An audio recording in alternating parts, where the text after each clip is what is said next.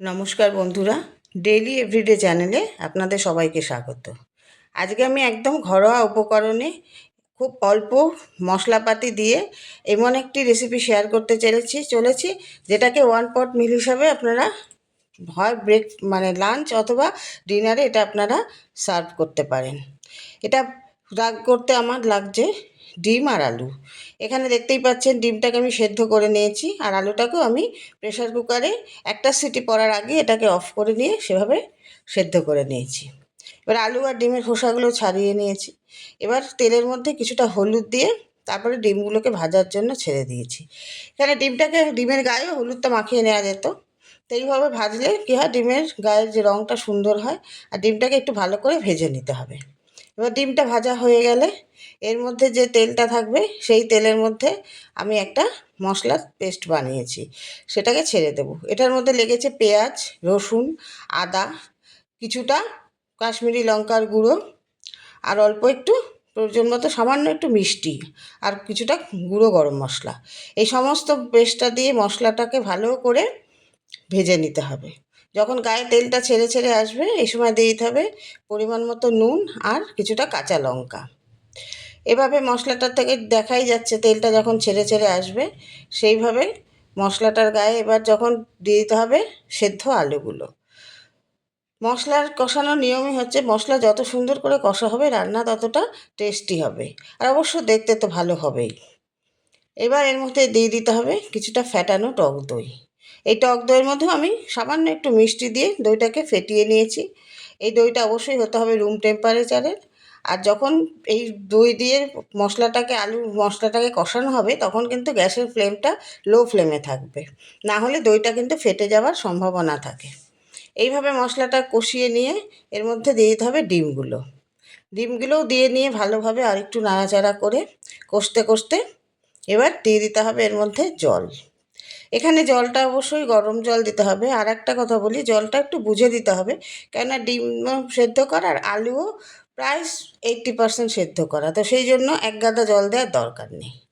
এই পর্যায়ে আমি এটাকে কিন্তু ডিম কষা হিসাবে এটা ব্যবহার করতে পারি, কিন্তু যেহেতু বললাম এটা আমি ওয়ান পট মিল করছি আর একেবারেই আমি ঘরোয়া উপকরণ দিয়ে করছি, যে আপনার বাড়িতে হঠাৎ করে ধরুন কোনো গেস্ট এসে গেল, অথবা আপনার মনে হলো যে ডিম ভাত খাবো না, একটু অন্যরকমভাবে করি, সেটার জন্যই আজকের এই প্রিপারেশানটা। তো এই ঝোলটা যখন নামানোর আগে আমার ঘরে ছিল কিছুটা ধনেপাতা, তা আমি নামানোর আগে কিছুটা ধনেপাতা দিয়ে গ্যাসটা অফ করে রেখে দিয়েছি। আপনারা ধনেপাতা না থাকলে একটু ঘিও দিয়ে দিতে পারেন। এইবার জল বসিয়ে দিয়েছি। এই জলের মধ্যে কিছুটা নুন দিয়ে দিয়েছি, এবং নুনটা একটু বেশি পরিমাণে, যাতে যখন এই চালটা সেদ্ধ হবে চালের গায়ে নুনটা একদম ঠিকঠাক থাকে। আর এই নুনটা দিলে জলের মধ্যে এর স্ফুটনাঙ্কটা বৃদ্ধি পায়, অর্থাৎ জলটা খুব তাড়াতাড়ি ফুটে উঠতে সাহায্য করে। এবার ভাতটা মোটামুটি 80% সেদ্ধ হলে আমি এটাকে বড় একটা থালায় নামিয়ে ঠান্ডা করে নিয়েছি ভাতটাকে। তাহলে ভাতটা যখন আমি নাড়াচাড়া করব তাহলে সহজে ভেঙে যাবে না। এবার কড়াই দিয়ে নিয়েছি আমি একটু সাদা তেল, আর তার সাথে একটুখানি ঘি।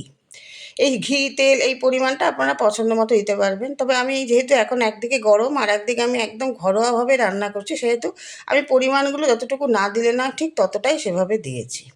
এবার এই তেল ঘিটা গরম হয়ে গেলে এর মধ্যে আমি দিয়েছি কিছুটা গোটা গরম মশলা।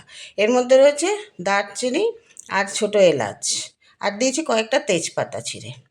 এবার এর মধ্যে আমি ওই যে ডিমটা কষে রয়েছে সেই কষা ডিমটাকে দিয়ে, আর তার সাথে ভাতের একটা লেয়ার তৈরি করব। দেখুন ডিমটা তো কষাটা এত ভালো হয়েছে, এটা দিয়ে গরম ভাত খেতেও কিন্তু দুর্দান্ত লাগবে। তো একদমই ঘরোয়াভাবে করছি আর ঘরোয়া উপকরণে করছি, যাতে এটা খুব সহজেও করা যায়। আর যে কোনো সময় একটা হট করে যদি লোক চলে আসে হঠাৎ করে, তো তখন আমরা কি দেবো বুঝে পাই না, তো তখন এই ধরনের খাবারগুলো কিন্তু খুব কাজে লাগে। এবার আগে আমি যেমন দিয়েছি ডিমটা দিয়েছি, তার মধ্যে ভাতগুলো দিচ্ছি, এরকমভাবে একটা লেয়ার করছি। আপনারা চাইলে আগে ভাতটাও দিতে পারেন, তাতেও কোনো অসুবিধে নেই। তো এইভাবে যখন সম্পূর্ণ লেয়ারটা রেডি হয়ে যাবে ভাত দিয়ে ডিম দিয়ে আলু দিয়ে, এরপর ওপর থেকে আমি এখানে দিয়ে নিয়েছি মশলাটা ধুয়ে কড়াইটা ধুয়ে সামান্য একটু জল, যার মধ্যে আমি একটুখানি গরম মশলাও দিয়ে দিয়েছি। ওই জায়গায় আপনারা চাইলে কিন্তু কিছুটা এই কেওড়ার জল বা একটু গোলাপ জল বা মিঠা আতর, হ্যাঁ, বা যেটাকে বলে জয়িত্রী, জায়ফল, এগুলোও কিন্তু দিতে পারেন। আমি প্রথম থেকেই বলে যাচ্ছি যে ঘরে আমার যা যা ছিল সেটাই দিয়েছি। এবার ঘরে সবসময় তো মানুষের এগুলো থাকে না, আর আজকাল যা গরম পড়েছে তাতে বেশি রিচ খাবার মানুষের স্বাস্থ্যের জন্য ভালো না, খেতেও কিন্তু ভালো লাগে না। সবশেষে আমি দিয়ে নিলাম কিছুটা ঘি। ঘির পরিমাণটা আমি খুবই অল্প দিয়েছি, আপনারা চাইলে বেশি দিতে পারেন। আর দিয়েছি একটু গরম মশলা। ব্যাস, এবার আমি ঢাকনাটাকে ঢেকে দমে বেশিক্ষণ না, 7 থেকে 8-9 মিনিট ম্যাক্সিমাম রাখলেই এটা কিন্তু রেডি হয়ে গেল। দেখুন এটা। এবার আমি যে পরিবেশন করেছি, আমি পরিবেশন করাটা দেখাইনি, দেখেই বোঝা যাচ্ছে গোটা গোটা চালটা রয়েছে, আর আলু আর ডিমটা দেখেই কিন্তু বোঝা যাচ্ছে যেটা খেতে কিন্তু ভালো হয়েছে। এবং এটা আমি তো ভয়েস ওভারটা পরে দিচ্ছি, এটা খেতেও কিন্তু দুর্দান্ত হয়েছে। আপনাদের যদি এমন হয় না যে আপনি রান্না করছেন, হঠাৎ করে বাড়িতে কেউ এসে গেল, আর কিচ্ছু নেই, তখন কিন্তু এই প্রিপারেশানটা শুধু দিলেও ভালো লাগবে। আর ঘরেও যদি আমরা মনে করি যে আজকে গরম বা ভালো লাগছে না, খুব হালকা করে খাবো, অথচ একটু অন্যরকম খাবার খাবো, তখনও এই খাবারগুলো নিঃসন্দেহে করা যায়। তবে আমি এখানে কিন্তু হালকা করে দই কাতলার সাথে এটা পরিবেশন করেছিলাম। সেটা খেতে অবশ্যই, সেটার সাথে শুনলে হাসি পাবে, যায় না, কিন্তু খেতে ভালোই লেগেছে। আর শুধু যদি ডিম দিয়ে এইরকম প্রিপারেশান করেন, সেটাও ভালো লাগবে।